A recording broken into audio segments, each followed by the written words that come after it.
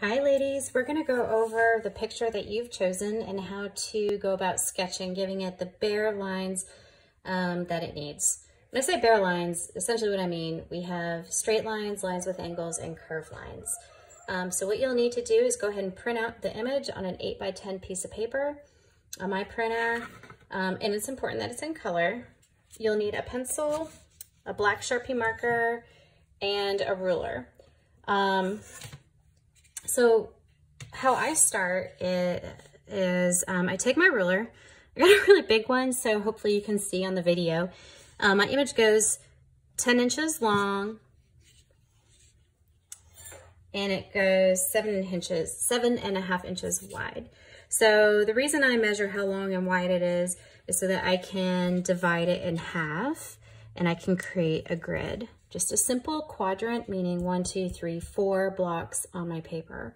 These lines are going to be nice straight lines dividing the horizon and also creating a strong vertical line.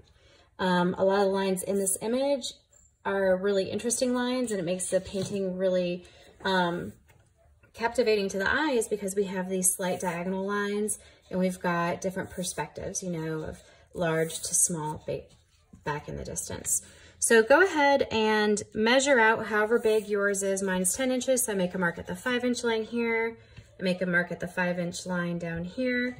And then, just because I have a yardstick, I'll get my smaller ruler and, excuse me, I will take my black Sharpie marker and I'll make a definitive line that separates the page into halves. And then I'm also going to separate the page into halves lengthwise as well.